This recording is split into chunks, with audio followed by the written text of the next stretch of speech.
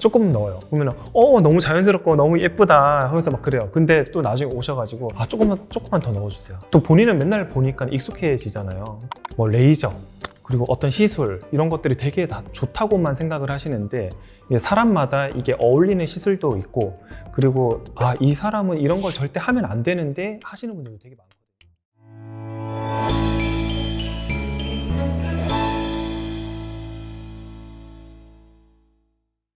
안녕하세요, 이상욱입니다. 자, 오늘은 또 어떤 주제로 얘기를 해볼까요?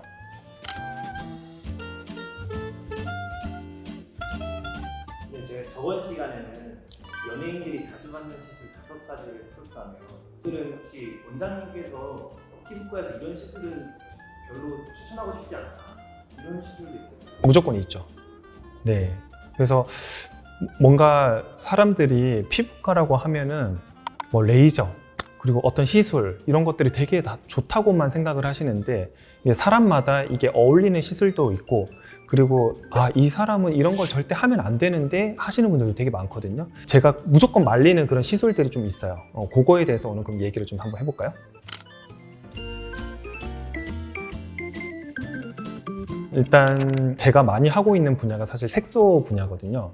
그래서 색소 치료 중에서도 IPL이 뭐냐? 광범위한 파장을 얼굴에다가 빵 쏘는 거예요. 홍조에 도움이 되는 것도 있고 색소에 도움이 되는 것도 있고 그리고 피부 결이나 탄력에 도움이 되는 그런 파장들이 되게 많겠죠. 그래서 좋아질 애들은 다 좋아져라 하면서 빵 다 쏴버리는 건데 그만큼 부작용이 되게 많이 생기거든요. 제가 예전에 외국에 학회를 나갔을 때 IPL을 되게 많이 쓰기는 하더라고요. 그러니까 물론 IPL 자체가 되게 좋은 레이저 방식이기는 한데 이거를 잘못 쓰는 경우들이 더 많아요. 기미가 있는 분들은 절대 IPL 받으시면 안 돼요.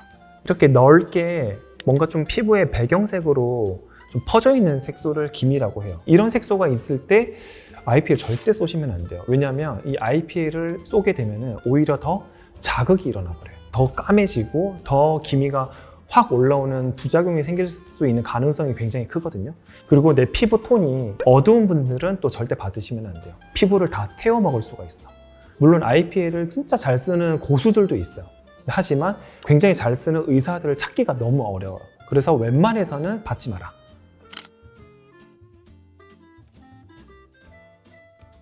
그리고 두 번째는 솔라렌티고라고 하는 흑자라고 하는 게 있는데 흑자는 뭐냐면 동그랗게 생겼는데 갈색으로 생긴 게 흑자거든요.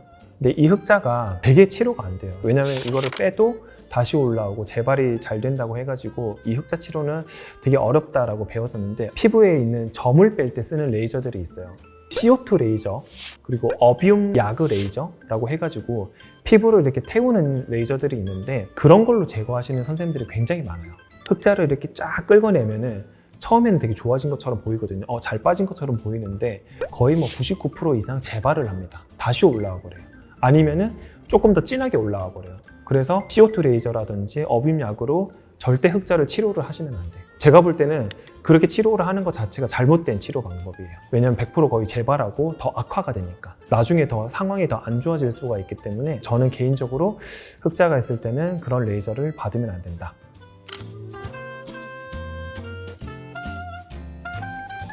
그리고 이제 세 번째로는 그 여드름 있잖아요. 여드름 흉터, 패여있는 흉터, 이 흉터 치료를 하기 위해서 여러분들 아마 많이 들어봤을 거예요. 프락셀 레이저. 10년 전만 해도 프락셀 레이저를 굉장히 많이 받았는데 최근에는 이제 여드름 흉터를 위해서 프락셀 레이저를 사실 잘 받지는 않아요. 피부를 깎아내는 프락셀 레이저가 있고 피부를 깎지 않는 프락셀 레이저가 있어요. 근데 이렇게 패여있는 흉터에서 피부를 깎지 않는 그런 프락셀 레이저는 일단 효과가 없어요. 내가 패인 흉터가 있으면은 반드시 뭔가 좀 피부를 깎아내는 치료를 하든지 아니면 최근에 한국에서는 피부의 패인 흉터 쪽에 피부 콜라겐을 재생시켜주는 그런 약을 넣는 그런 레이저 치료들이 있거든요. 그 콜라겐 재생을 시켜주는 약을 이렇게 흉터 부위에 넣어주면은 살이 차올라요. 그러면서 흉터가 조금씩 완만하게 되거든요. 그런 치료가 아니고서는 피부를 깎지 않는 프락셀 레이저는 거의 효과가 없다. 그러면은 내가 피부를 깎는지 안 깎는지 어떻게 아냐? 레이저 치료를 받고 나서 얼굴만 좀 붉어지더라. 그러면 피부 안 깎는 거예요. 근데 만약에 치료를 하고 나서 얼굴에 굉장히 많은 딱지가 생기거나 피부 상처 났을 때 붙이는 그런 수분 밴드라고 하잖아요. 그런 거를 붙였을 때 엄청 막 진물이 많이 난다. 그런 경우에는 피부를 깎는 프락셀이에요. 그래서 단순하게 얼굴만 붉어지는 프락셀 레이저는 효과가 없다. 이 정도만 알고 계시면 될 것 같아요. 저 사실 옛날에 했었거든요. 아, 했어요? 네. 얼굴만 빨개지는 거? 네, 엄청 아프고 엄청 아프죠. 효과는 효과 없어요. 그거 10번, 20번 해도 효과 없어요. 근데 옛날에는 레이저가 그렇게까지 발달이 안 돼 있을 때 불과 뭐 10년, 20년 전에는 그거 진짜 많이 했거든요. 근데 지나고 보니까 아, 이거 효과가 없네. 쓰면 안 되겠다. 근데 외국에서는 일단 많이 쓰고 있어. 그래서 좀 효과가 없다는 거는 좀 알고 계셨으면 좋겠어요. 필러 쪽 시술에서는 어떤 걸 또 추천하지 않아요? 저는 특히 우리나라에서 그 애교살 아시죠? 애교살에 필러를 옛날에 되게 많이 넣었거든요, 한국 사람들. 지렁이 같은 거. 네, 맞아요. 그래서 여기에다가 넣으니까 약간 애교살이 보이고 좀 어려 보이기도 하고 그거를 되게 많이 했는데 거기는 저는 개인적으로 사실 추천을 별로 안 해요. 왜냐면 여기를 이제 시술을 해보면 애교살이 자연스럽게 생기는 건 좋은데 여기를 너무 많이 넣는 경우가 있어. 그러면 여기에 뭔가 좀 벌레가 여기에 한 마리 있는 것 같은 그런 느낌이 들거든요. 이게 뭐 위험하거나 그런 건 아닌데 조금 안 이뻐 보여요. 그래서 오히려 본인의 인상을 더 망치는 경우가 있어서 저는 애교 필러를 과하게 넣는 걸 좀 비추하는 편이에요. 그리고 코 필러. 코 이렇게 간단하게 주사로 필러를 딱 넣어주면 오똑하게 수술한 것처럼 이렇게 되게 예쁘게 나오니까 좋았는데 여기 필러를 이렇게 넣다 보면은 계속 올라가는 게 아니라 옆으로 계속 퍼져. 그러면은 이게 나중에 아바타 코처럼 이렇게 변해버리거든요. 뭔가 모양이 좀 안 예뻐 보이기 때문에 저는 개인적으로 애교 필러랑 코 이쪽에 필러를 많이 넣는 거는 좀 별로 선호하지는 않습니다. 그렇게 시술 많이 넣은 시술 하시는 분들은 네. 본인이 많이 넣고 싶어서요? 아니면 그 병원에서 추천을 해서 그렇게 하시나요? 대부분 환자분들이 어떻게 얘기하시냐면 저는 부자연스러운 거 되게 싫어하거든요. 조금만 넣어주세요 해. 조금 넣어요. 그러면 너무 자연스럽고 너무 예쁘다 하면서 막 그래요. 근데 또 나중에 오셔가지고 조금만 더 넣어주세요. 또 본인은 맨날 보니까 익숙해지잖아요. 예쁘다 하는데 결국은 계속 조금씩 더 넣다 보니까 과하게 되는 거예요. 그러니까 이제 모양이 나중에는 안 예뻐 보이는 거예요. 5번째로 리프팅은 한국에서는 그 울세라, 슈링크 이런 리프팅 시술을 참 많이 하거든요. 근데 그게 뭐냐면 어렸을 때 왜 돋보기 같은 걸로 신문지 같은 거 태워본 적 있어요? 돋보기로 태양빛을 이렇게 집약시켜가지고 초점을 이렇게 한 곳에다가 이렇게 맞추는 거예요. 근데 그런 원리로 레이저를 이렇게 대면은 피부 안쪽을 이렇게 돋보기 원리로 태울 수가 있어요. 피부 안쪽이 단백질이기 때문에 다 쪼그라들어요. 그러면서 거기에 새로운 콜라겐들이 재생이 되면서 피부가 탄력감이 좋아지고 얼굴이 좀 뼈에 달라붙는 느낌으로 이렇게 착착착 달라붙어요. 그 원리가 울세라 그리고 슈링크 이런 레이저들이 있는데 물론 이제 얼굴이 이렇게 뼈에 달라붙는 느낌으로 이렇게 착 달라붙으니까 리프팅 효과가 있거든요. 근데 그거를 너무 과하게 하면은 여기 살이 이렇게 푹 패어버려요. 그게 가장 큰 부작용 중에 하나가 얼굴 살이 빠져버린다. 그래서 결국은 이렇게 모양이 해골상으로 된다. 볼살이 없어지면 좀 피곤해 보이거든요.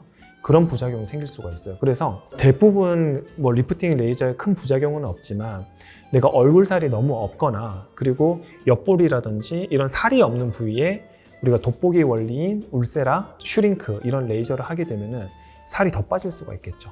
그러면 얼굴 살이 더 없어지기 때문에 그런 분들은 특별히 좀 조심을 해서 그런 리프팅 시술을 저는 가급적 안 받는 거를 추천드려요. 그러면 얼굴 살이 많으면 네.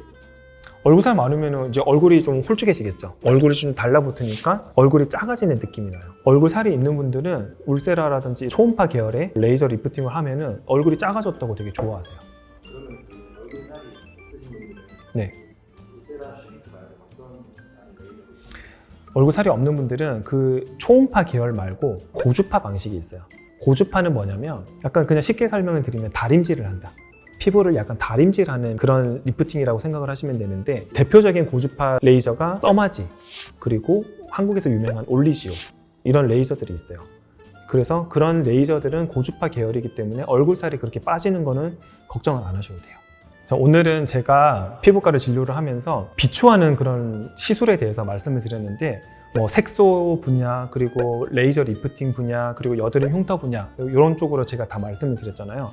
정말 이 부분에 대해서는 여러분들이 아무리 열심히 받아도 효과가 없는 부분이 되게 많거든요. 그래서 제가 아까 앞서서 말씀드렸던 뭐 흑자를 제거하는 방법, 그리고 기미가 있는데 IPL을 한다거나 혹은 여드름 흉터가 심한데 피부를 깎지 않는 그런 비박피 프락셀 레이저를 한다거나 그런 쪽으로는 거의 다 효과를 보기가 어렵기 때문에 내가 만약에 병원을 갔는데 그런 상담을 받으셨다면 한 번 더 생각을 해보시고 저 선생님이 저거는 좀 효과가 없다고 좀 들었는데를 한번 인지를 해보시고 가급적이면 저는 시간 낭비, 돈 낭비 하지 않았으면 좋겠다는 마음에서 오늘 영상을 한번 찍어봅니다.